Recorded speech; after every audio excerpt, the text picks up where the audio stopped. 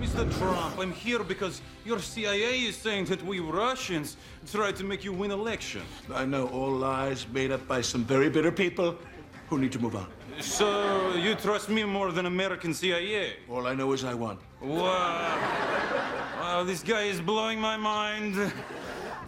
Saturday Night Live taking on this simmering tension between President-elect Trump and the U.S. intelligence community. Here with me to discuss this and much more, former Republican Congressman of Michigan Mike Rogers, a CNN national security commentator, Democratic Congresswoman Debbie Dingell of Michigan, CNN political commentators Alice Stewart and Van Jones.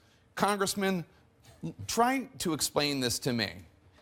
Why the friendliness to Putin, even at the expense of our own U.S. intelligence agencies? What is the game plan here from President-elect Trump, if there is one?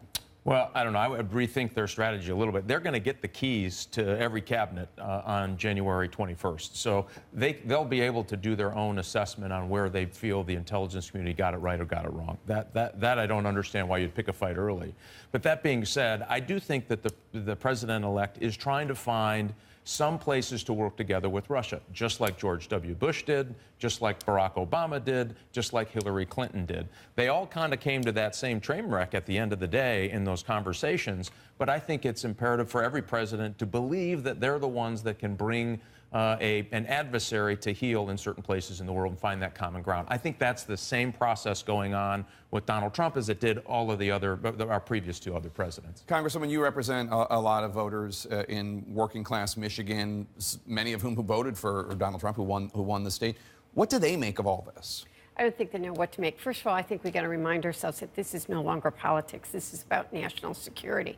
And I'm very reassured to hear John McCain, a leader in the Senate, be calling for a select committee. We have to remember this is about democracy, and that what Putin is trying to do is undermine people's confidence in institutions and democracy. So when we've got every intelligence agency saying, FBI, CIA, DIH, and Homeland Security saying the Russians tried to interrupt and to undermine people's confidence, we've got to look and know what's happening, and that's the responsibility of the Congress. The Constitution sets up checks and balances, and we've got to be responsible to make sure.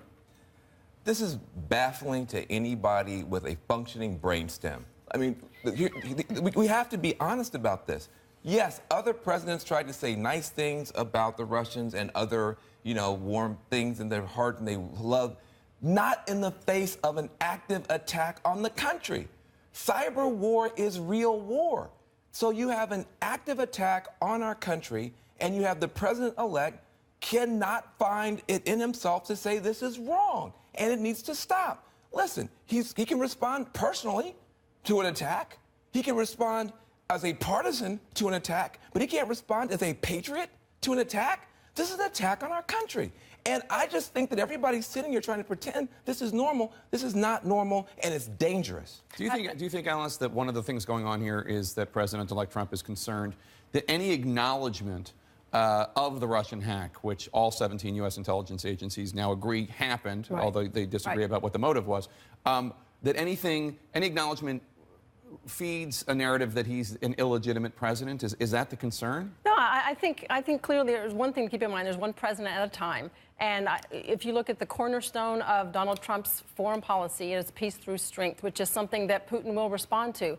And let's not forget, I don't think we need to mistake the fact that he might be friendly towards Putin, that's going to be the way he's going to proceed as president. And rewind 4 years ago in the debate with Barack Obama and Mitt Romney, when Mitt Romney voiced concerns about Russia being a top threat to this country, President Obama mocked him and wrote that off and has not been strong and pushed back against Russia for many years. So that brings us to this point that we're at now. So I think his weakness towards Russia has made Putin strong. And I think that is a big concern. But there's a danger for the Trump presidency on this one. His brand is strong for America, not weak for Russia. And so he begins to open the door for people who do want to undermine his presidency by not being tough on this, and it literally makes zero sense. Let me ask you a question, Congressman. Are you concerned at all? The real practical implications of this are there are NATO states right next to Russia, and what if Putin decides to try to go into the Baltics? Do you think that President Trump would send U.S. troops to dissuade Putin from doing that, or even from to defend the Baltics? You know, I know there's been lots of conversations about what does it look like to push back on the Russians.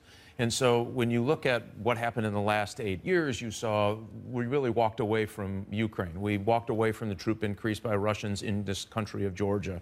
We did this convoluted chemical deal that really alienated our allies in the Middle East with Russia, and it strengthened their ties with Iran. All of that pretty bad stuff. I think what you're seeing is a deal maker who comes in and says, I'm going to reset the negotiation table. I want to do a deal with you, but it's going to be under my conditions. I think that's what you're seeing set up. I don't have there's really nothing that I would believe that I've seen, certainly from my time dealing with people who are now in positions in the transition, that they would walk away from any aggressive activity with Russia. But I do think they're trying to say there's a different way we're going to do this. We're either going to do this with a tougher negotiation stance, peace through strength. We're going to increase our military presence. We're going to do better NATO operations. There's some talk about even going in and having joint operations in Poland and other places militarily. So I think that changes the conversation pretty quickly. We're getting hung up on this issue, but listen, America has been in a cyber war for at least 8 years, and we're not winning. And so this policy is now bubbled out in the public. I think this is a really strong opportunity for America to finally understand, listen, lots of nation states, Iran has been after us for 8 years. The Russians certainly have been after us for 8 years. For the president to make a phone call and say, well, cut that out, tells you how far we are behind in solid peace through strength diplomacy.